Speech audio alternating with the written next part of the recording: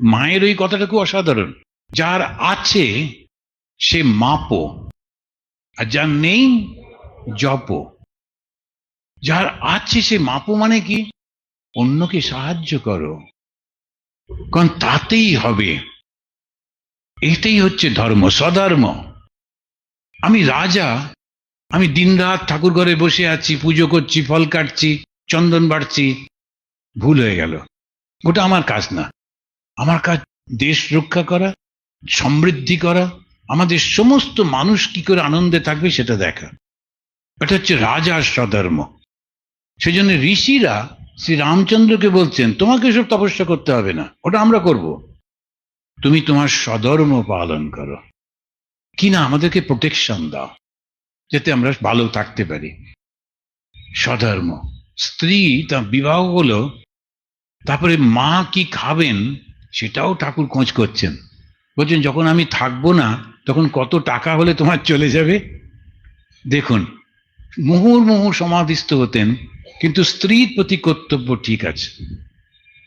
আবার তার মা বলেছিলেন যে আমার ছেলে তোমাকে সোনার গয়না গড়িয়ে দেবে, ওটাও করছেন।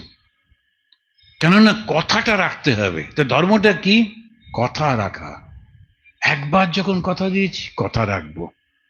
যখন বিবাহ হয় ওই 7টা প্রতিজ্ঞা করা, যখন পৈতে হয় তখন প্রতিজ্ঞা করে, যখন আমাদের সন্ন্যাস হয় আমরা প্রতিজ্ঞা করি, যখন ওই ওরা মিনিস্টার হয় ওরা প্রতিজ্ঞা করে।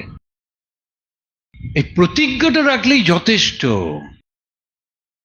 কিন্তু আমি জানি না, বিয়ের সময় মন্ত্রগুলো ওটা পুরোহিত মশাইয়ের বলার কথা, আর ও তো বিয়ে করছে না, বিয়ে দেওয়াচ্ছে। এখন যারা বিয়ে করছে তাদের উচিত মন্ত্রটা ভালো করে বুঝে নেওয়া, মন্ত্রটা অর্থটা কি। আর যেই বুঝে নেবেন তখন দেখবেন আর বিচ্ছিন্ন হবে না। কেন?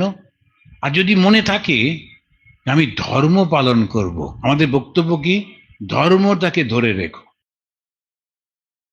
ওয়াদা কিয়া তো ওয়াদা নিভানে পড়েগা, হিন্দিতে বলে, যদিও মানে না, যে এমনি বলে ওয়াদা কিয়া ওয়াদা নিভানে। মানে অনেক লোক করে, একবার প্রতিজ্ঞা করেছি তো রাখবই, একবার কথা দিয়েছি তো রাখবই। এখন একটা সেই ছেলে, তার বাবা, সে বলেছিল যে সর্ব ত্যাগ করব।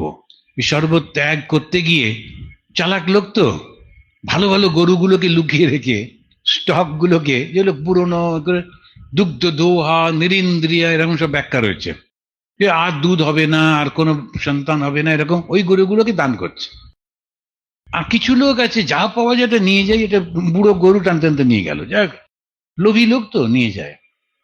কিন্তু ছোট ছেলেটার খুব কষ্ট হলো। ও বললো, তুমি যে মানুষ ঠকাচ্ছ, তুমি তো পাপী হয়ে গেলে না, তুমি তো নরকে চলে যাবে। তো বাবাকে নরক থেকে বাঁচাবার জন্য ও বলল, আমিও তো তোমার একটা সম্পদ, পুত্র সম্পদ, আমাকে দান করলে কোথায়? ও রেগে মেগে বলল, যা জমের কাছে।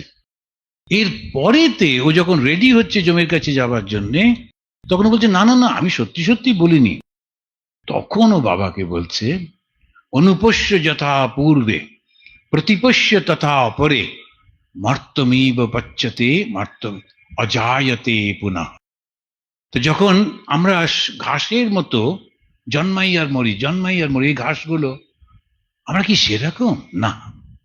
তুমি আগে তাকিয়ে দেখো, কোন লোক তোমার বংশের কথা দিয়ে কথাটা ভেঙেছে এরকম হয়নি। কিন্তু তুমি যদি করো তাহলে তোমার পরবর্তী জেনারেশন তাই করতে থাকবে। সেজন্য রাজা যা করবে প্রজা তাই করে। সেজন্য রাজাকে সত্যবাদী থাকতে হয়।